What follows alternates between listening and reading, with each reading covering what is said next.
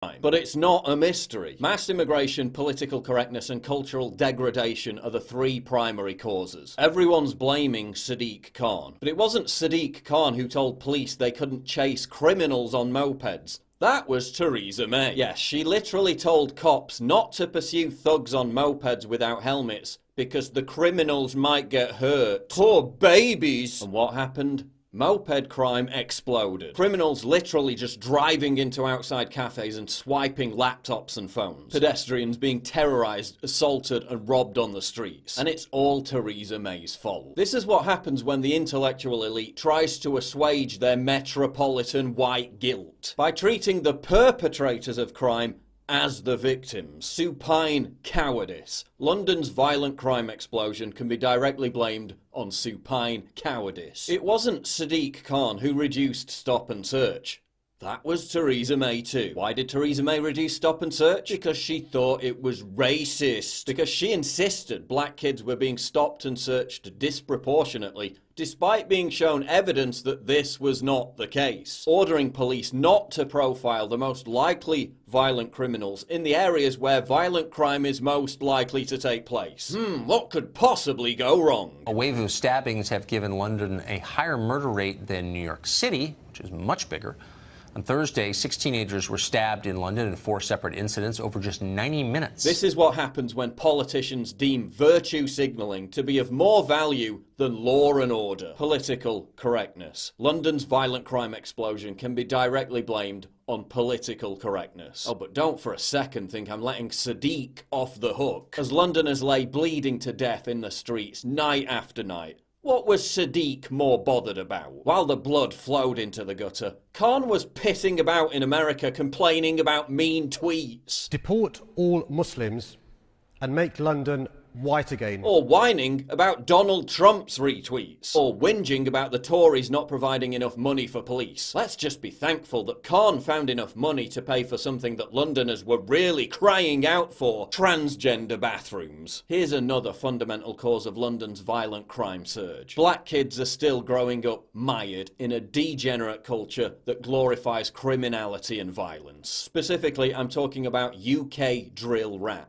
This is the music behind the bloodshed. This is the forum through which gangs brag about their stabbings, direct threats at other gangs, and monetize the whole thing on YouTube. Originating in Chicago's South Side, drill rap is now the soundtrack to London's murderous crime wave. Instead of competing on the sports field, these kids compete for kills. Gang members even keep a scoreboard of their triumphs, all publicised on video. If you're in a gang and one boy has stabbed 2 people and another's stabbed nobody, then there is peer pressure to go out and do it, says Chris Preddy, a 24-year-old youth worker. Or as one gang member put it to Preddy, man's on the score sheet, pom pom pom, dip dip dip, that boy is top of the table because he stabbed 6 people. It's like Lord of the Flies. But instead of being stranded on a desert island, these kids are cast adrift in the hopeless malaise of fried chicken shops and piss-stained stairwells. Some of these threat videos get hundreds of thousands of views. Likes and comments provide dopamine hits for kids desperate for validation from their peers. So you know what, to borrow a phrase from Donald Trump, London's turning into a shithole under Sadiq Khan. London is what happens when you embolden criminals by making a mockery of the police. Thanks to decades of leftist hand-wringing, which demanded more leniency towards scumbags, UK police have been completely emasculated. They're now seen by criminals as a complete joke.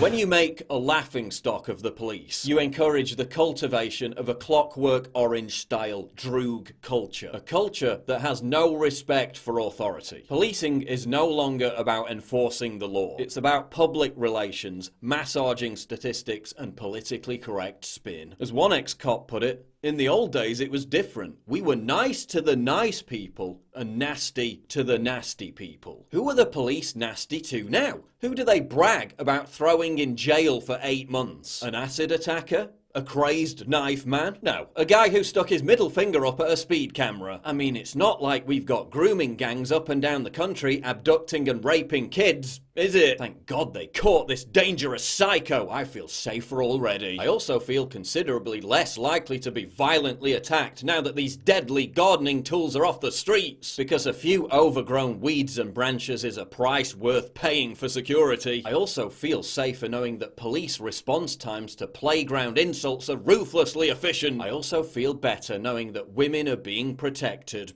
from wolf whistling. I also feel safer now I know the cops are monitoring mean tweets. I mean, certain groups can literally call for beheading people in public, and they can walk around Parliament waving ISIS flags, but don't be unfriendly on Twitter because you might get a visit from the thought police. I'm being burgled. I'm sorry, sir, we no longer... The man is being disrespectful towards Islam. Hold on! But rest assured, when the authorities are busy investigating the ghastly crime of offensive social media posts, at least we can defend our own homes from invasion without fear of legal reprisals. Right? No, they're literally arresting pensioners for doing just that. The same pensioners who live under a de facto nighttime curfew because they're so afraid of crime. As Theodore Dalrymple writes, old people would no more venture out after dark in the UK than Transylvanian peasants in the Hammer horror films about Prince Dracula. The UK's violent crime wave has also been fueled by mass immigration. Oh, don't take my word for it. Listen to what an actual gang member at the centre of it all told the London Evening Standard. In the last 10 years since the Somalis and the Congolese came to London, they taught us a whole new level of violence. These people had seen family members mutilated. So when they said, "I'm gonna smash you up," us guys would be shouting, "Yo blood, what you mean?" And they would just pull out a blade and stab you in the chest. It upped the speed and level for us British-born guys. We had to arm up to protect ourselves. It created an upward spiral. Sadiq Khan himself admitted that London's rising population, bloated by mass immigration, was contributing to the violence. The very same liberal politicians who pushed for mass immigration are noticeably silent when it comes to being outraged about London's violent crime wave. And that's because it's not their sons being stabbed. It's not their daughters getting acid attacked. Because they all live in the areas with the least immigrants. The whitest areas. Richmond, Barnes, Kensington. They don't go anywhere near East and South London's hopeless ghettos. They don't have to face the consequences of the policies that they inflict on the rest of us. And where are all the middle-class lefty activists? I thought you were all about Black Lives Matter. Black kids are getting killed on an almost daily basis. Oh, you'll protest a visiting president of the United States in your hundreds of thousands. But when it comes to a murder epidemic mainly affecting people of colour, it's fucking crickets. The solutions to all this are clear. Implement New York-style zero-tolerance policing. Make Bill Bratton the head of the Metropolitan Police. Re-implement stop and search. Allow profiling. Allow police to chase actual criminals. Immediately scrap all resources devoted to proactively policing offensive comments on the internet. Seriously, why are you patrolling tweets when you should be patrolling the streets? Why are you making cops paint their nails and all kinds of other dumb shit? Stop it. Stop it now. Great Britain was once one of, if not the safest country in Europe. That old cliche about leaving your doors unlocked at night was actually true. Now look at it. A tawdry mess of virtue signalling, inept bureaucracy. Nihilistic droog youths